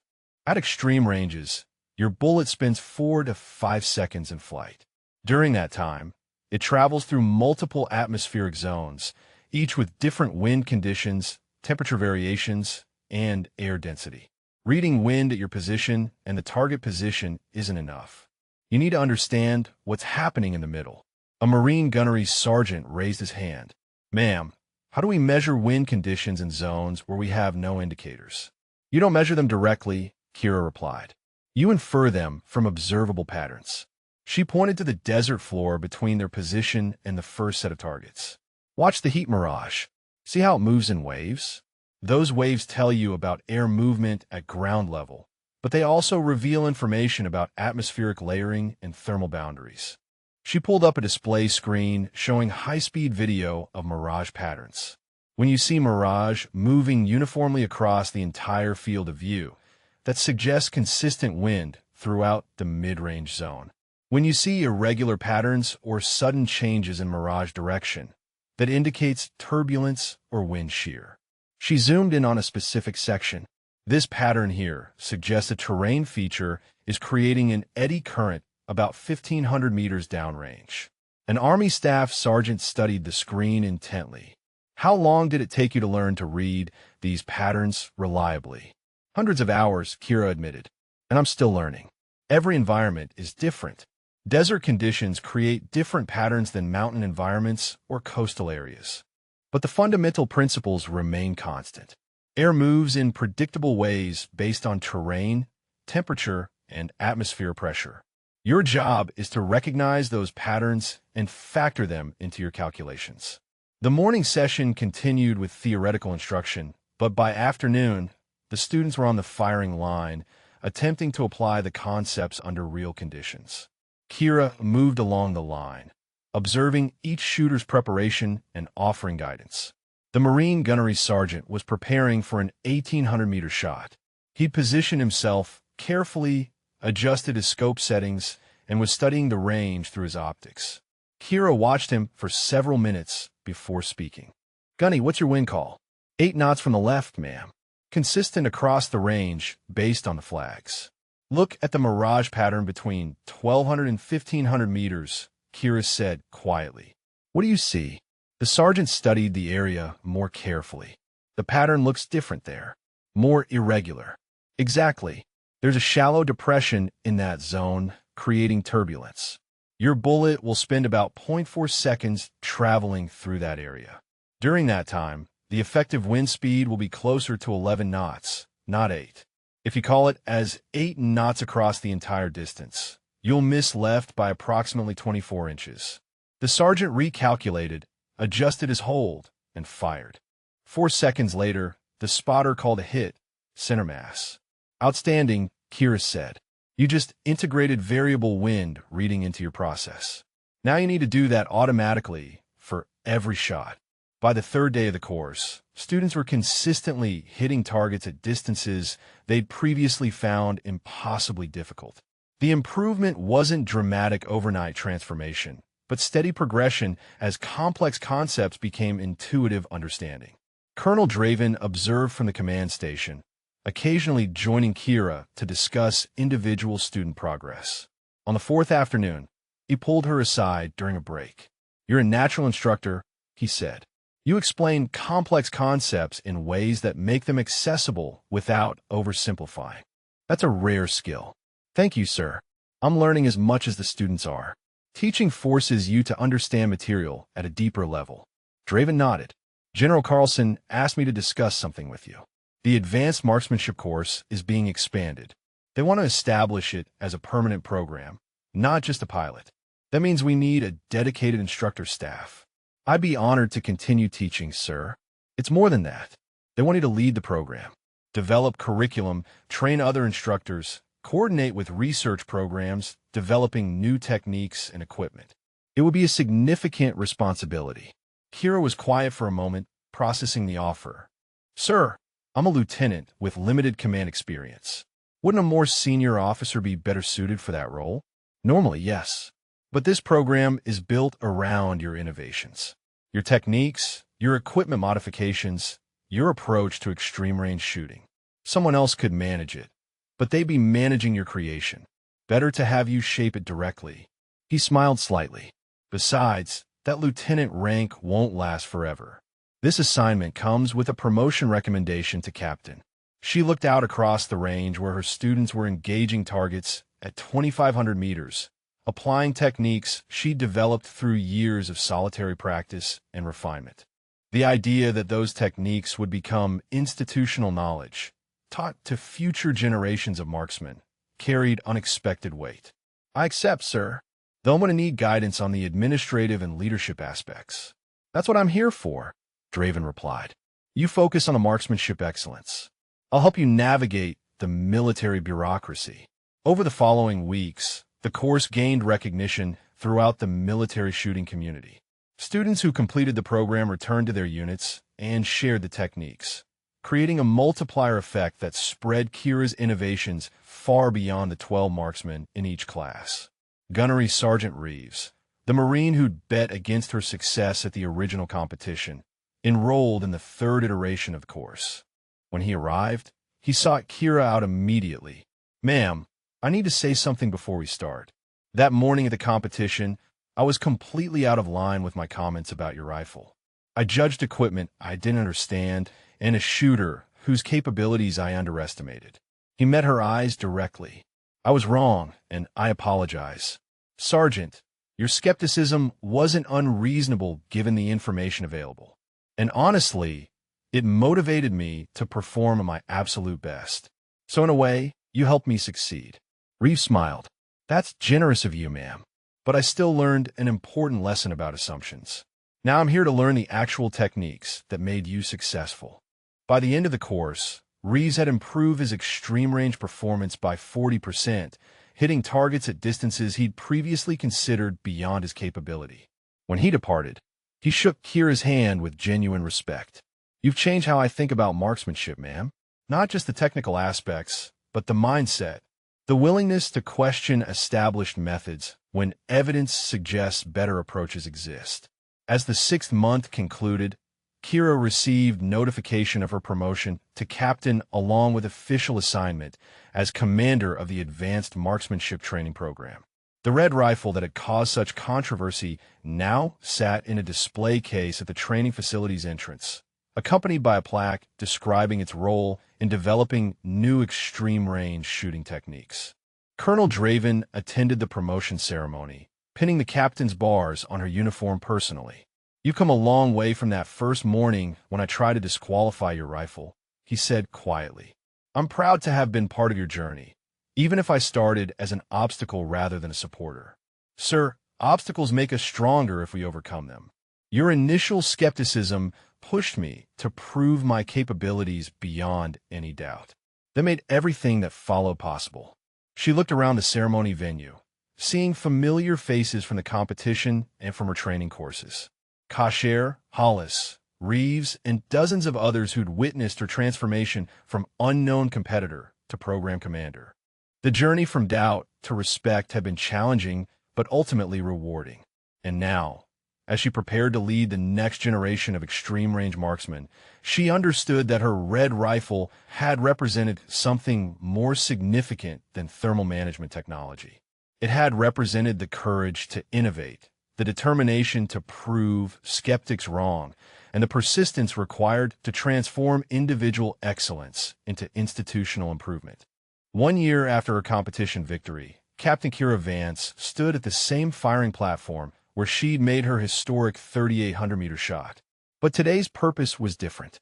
Today, she was attempting something that had never been documented in military shooting records. A 4,000-meter shot, 2.5 miles. The absolute edge of what physics and equipment made theoretically possible. The attempt wasn't official competition or operational necessity. It was pure research designed to establish whether current technology could reliably engage targets at distances beyond established doctrine. General Carlson had approved the test as part of the Advanced Marksmanship Program's research mandate, and the results would inform future equipment development and training priorities. Colonel Draven stood at the observation station with a team of engineers and ballistics experts. The atmospheric conditions were as close to ideal as they were likely to achieve. Temperature 72 degrees, barometric pressure steady, wind consistent at 6 knots. If a 4,000-meter shot was possible, today provided the best opportunity. Kira's red rifle had been further refined since the competition. The thermal coating remained, but she'd upgraded the scope to a custom optic with enhanced light, gathering capability, and more precise adjustment mechanisms.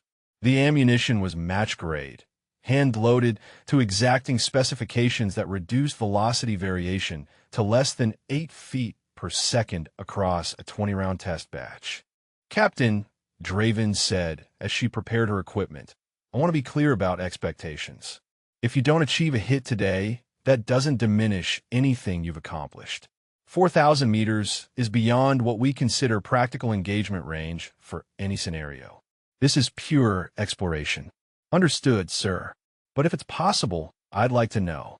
And if it's not possible, I'd like to understand why not. She settled into her shooting position and began the lengthy preparation process. At 4,000 meters, the bullet would experience over 400 inches of drop. Wind drift at 6 knots would push it approximately 9 feet left. The flight time would exceed 4.5 seconds. Any calculation error, any equipment limitation, any atmospheric anomaly would turn a perfect shot into a complete miss. Through her scope, the target was barely visible even in optimal lighting conditions.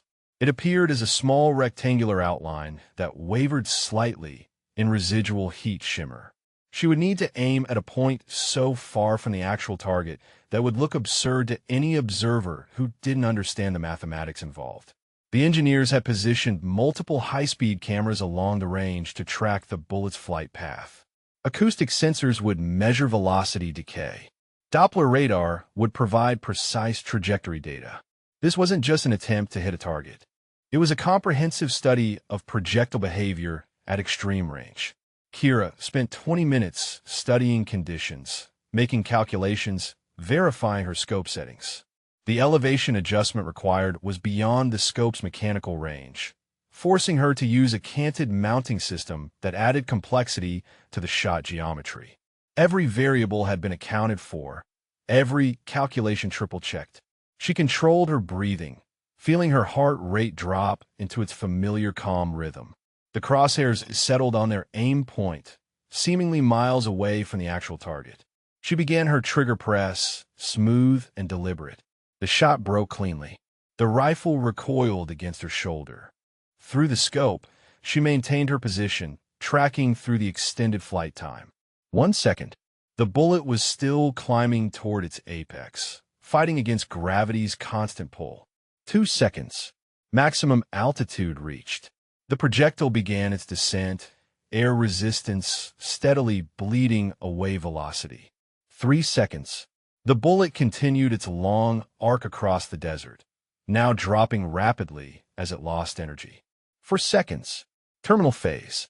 The projectile's trajectory was steep now, its path determined by forces beyond any shooter's control.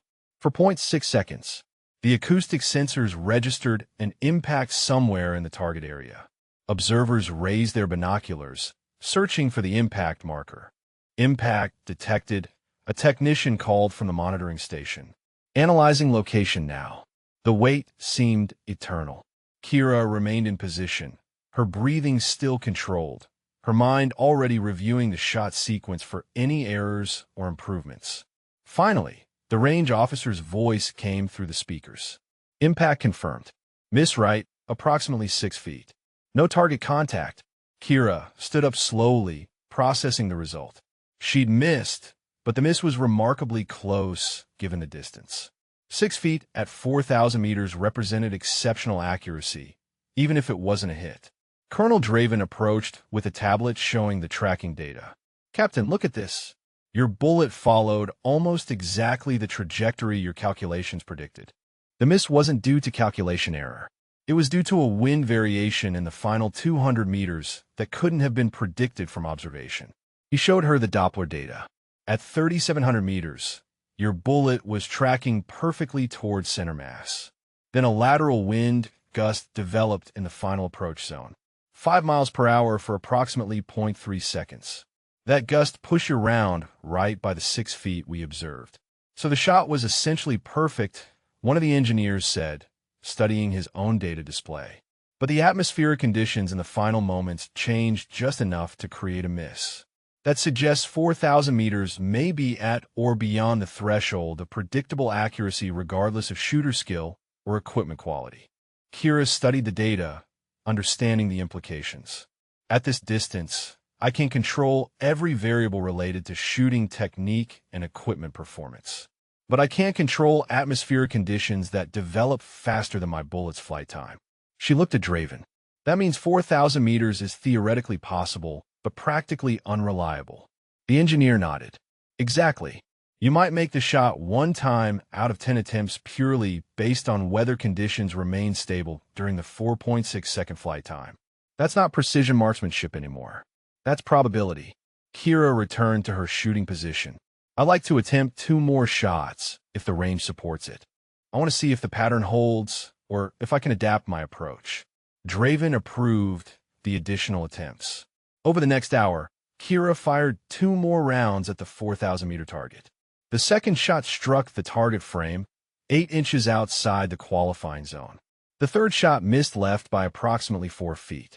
The tracking data confirmed that each miss resulted from last-moment atmospheric variations that couldn't have been predicted or compensated for.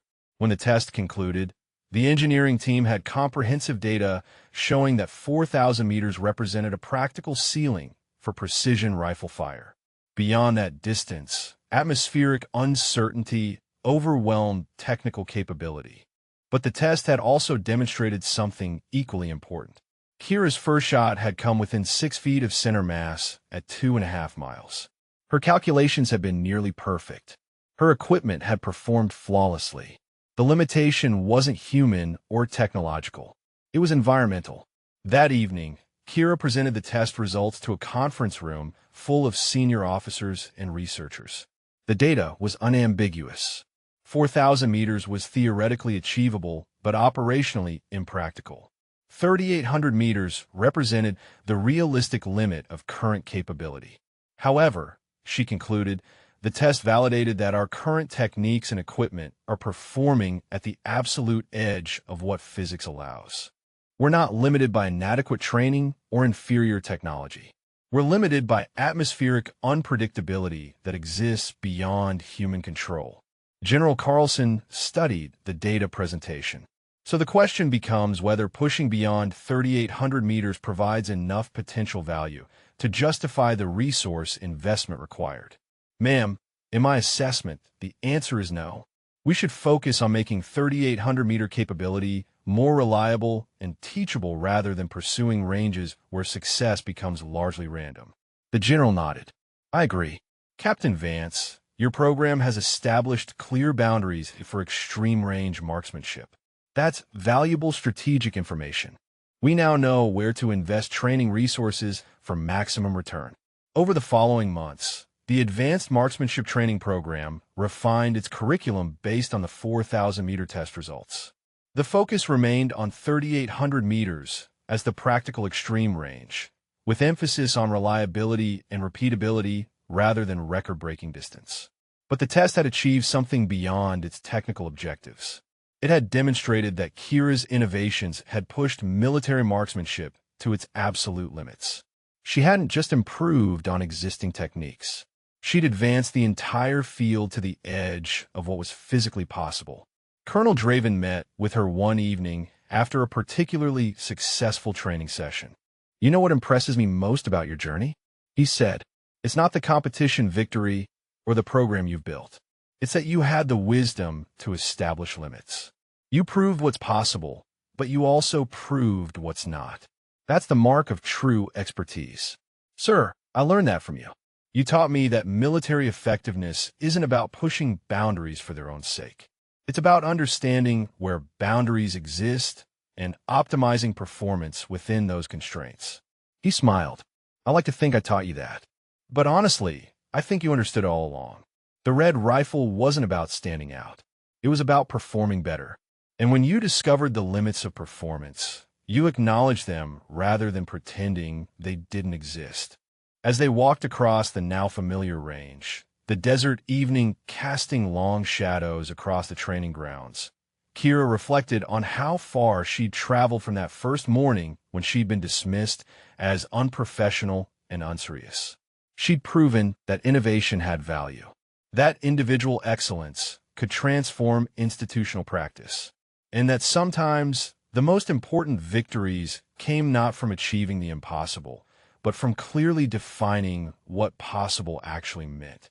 2 years after the competition that had changed her career, Captain Kira Vance stood before her largest training class yet. 42 military marksmen from 6 different nations had gathered for an international advanced marksmanship symposium. Her program had grown from a small experimental course into a recognized center of excellence, and her techniques were now being taught throughout Allied military forces. The red rifle sat in its display case near the entrance to the training facility, but today Kira carried a standard military rifle identical to what her students would use. She learned that the best instruction came from demonstrating that excellence was achievable with conventional equipment when combined with proper technique and understanding. Before we begin today's session, she said to the assembled group, "I want to tell you about the first time I brought a red rifle to a shooting competition. When I arrived at this range 2 years ago, I faced immediate skepticism. My equipment was unconventional. My methods were unproven, and I had no competitive record to justify anyone's confidence." She gestured toward the display case. That rifle became a symbol of everything people doubted about me. But what they didn't understand was that the color wasn't the point. The engineering underneath was the point. The thermal management, the precision components, the ballistic optimization. The red finish just made those innovations visible. A British Army captain raised his hand. "Ma'am, did you choose that color specifically to provoke reaction? Or was it genuinely functional?" Kira smiled. "Both, actually. The thermal coating required a specific formulation, and that formulation happened to produce a distinctive red color. I could have chosen a coating that looked more traditional, but I decided that if I was going to face skepticism anyway, I might as well make it obvious who I was. If I failed, everyone would remember the red rifle that proved custom builds don't work. If I succeeded, everyone would remember that assumptions can be wrong. And you succeeded spectacularly," the British captain said. "You succeeded at shooting, Kira corrected. But more importantly, I succeeded at changing the conversation. 2 years ago, thermal management coatings were dismissed as cosmetic. Today, they're standard on deployed sniper weapons. 2 years ago, variable wind reading techniques were considered too complex to teach. Today, you're all here to learn them." She moved to the presentation screen. Excellence isn't about individual achievement. It's about advancing the collective capability. Every innovation in this program came from questioning whether current methods were optimal or just familiar. Every technique we teach came from testing assumptions rather than accepting them. Over the next 3 days, she led the international group through progressive training that built from fundamental concepts to advanced applications. They learned to read mirage patterns, to calculate variable wind effects, to manage equipment under extreme conditions. But more than technical skills, they learned a mindset of continuous improvement and evidence-based refinement. On the final day, each student attempted a 3,800-meter shot. The success rate was 41%, dramatically higher than the historical average of 29%. The training worked. The techniques were teachable. The innovations had become institutional knowledge. As the symposium concluded, Colonel Draven, now promoted to Brigadier General, addressed the assembled group. 2 years ago, a young lieutenant with an unconventional rifle taught me an important lesson about assumptions. I looked at her equipment and immediately judged it as unprofessional. I looked at her lack of competitive record and assumed she wasn't serious. I was completely wrong on both counts. He gestured toward Kira. Captain Vance didn't just win a competition. She transformed how we think about extreme-range marksmanship. Her innovations have been integrated into doctrine across multiple military branches and allied nations. Her training program has graduated over 200 marksmen who have carried these techniques back to their units. That's institutional impact that extends far beyond individual achievement. The general paused, looking directly at Kira. And perhaps most importantly, she reminded us that excellence can come from unexpected sources using unconventional methods. That's a lesson every military organization needs to relearn periodically. After the ceremony, as international students departed and the facility returned to normal operations, Kira walked to the display case containing her original red rifle. She ran her fingers along the glass, remembering that first morning when this weapon had been the subject of mockery and dismissal. Gunnery Sergeant Reeves approached, now an assistant instructor in the program. "Ma'am, I've been thinking about something. When you first arrived with that rifle, what would have happened if Colonel Draven had actually disqualified it? If he'd found some regulation to justify rejecting your equipment?" Kira considered the question. "I would have used a standard rifle and competed anyway. The coating and custom components provided advantages, but they weren't the source of my capability. They enhanced existing skill. They didn't create it. So you would have succeeded regardless? Maybe not as dramatically. Maybe not with perfect first-round hits at every distance. But I would have demonstrated competence sufficient to earn respect. She looked at Reeves. The rifle opened a door, but I still had to walk through it. Equipment only matters if you have the skill to use it properly. That's what I tell new students now, Reeves said. They see that red rifle in the case and think it's magical. I explained that it's just well-engineered metal and ceramic. The magic was in a shooter who understood how to optimize every variable within her control. Later that evening, Kira received notification that her promotion to major had been approved, along with assignment as deputy commander of the entire Training and Doctrine Command Marksmanship Division. She would oversee not just the advanced program she'd built, but the entire spectrum of military shooting instruction from basic qualification to elite sniper training. General Draven met her in his office to discuss the new assignment. This represents significant expansion of responsibility, he said. You'll be shaping marksmanship training for the entire military, not just extreme-range specialists. Sir, I appreciate the confidence, but I'm concerned about moving away from direct instruction. Teaching is where I feel I make the biggest impact. Draven shook his head. As deputy commander, you'll multiply that impact exponentially. Instead of teaching 40 students per class, you'll influence the training of 40,000 students annually. Instead of refining one program, you'll improve the entire system. He leaned forward. Individual excellence got you here, Kira. Institutional leadership is what happens next. She understood the logic, but felt the weight of responsibility. Sir, when I brought that red rifle to the competition, I was focused on proving one thing. Then my approach worked. Now you're asking me to scale that approach across the entire organization. I'm asking you to do what you've already done, just a larger scale. Question assumptions. Test innovations. Implement what works. The methodology is identical whether you're optimizing a single rifle or an entire training command. Over the following months, Major Vance implemented systematic improvements across military marksmanship programs. Basic qualification standards were updated based on data from advanced training. Equipment procurement specifications incorporated thermal management requirements. Instructor training emphasized evidence-based technique refinement rather than tradition-based repetition. The changes weren't dramatic or revolutionary. They were incremental improvements supported by data and proven through testing. But collectively, they represented the same philosophy that had guided her red rifle's development. Question everything. Test assumptions. Implement what works. 3 years after her competition victory, Kira returned to the range for the annual Extreme Range Championship.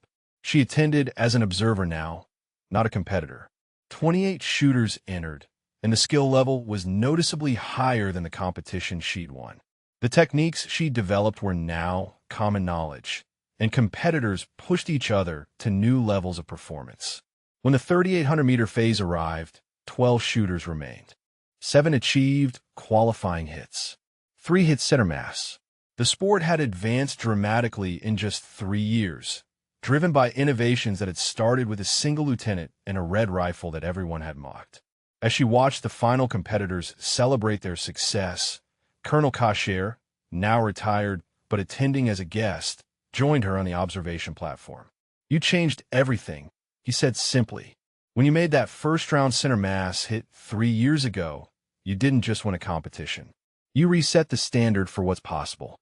I showed what was possible with proper preparation and optimized equipment, Kira replied. These shooters today are achieving similar results because the knowledge is now shared. That's how progress works. Still, Kasher said, it started with you having the courage to show up with a red rifle and face everyone's judgment. Not many people have that kind of confidence. Kira smiled, watching the current champion receive his award. It wasn't confidence. It was certainty. I knew my rifle worked because I'd tested it. I knew my techniques worked because I'd validated them. The color was just packaging. The substance was always there. If you enjoyed this story, please drop a comment and let us know your favorite moment or character, or share if you've ever witnessed someone prove their doubters wrong through exceptional performance. As the sun set over the desert range and the competition concluded, Kira reflected on the journey from doubt to respect. The red rifle had been a catalyst, a visible symbol of innovation that forced conversations about assumptions and evidence. But the real transformation had been quieter and more profound.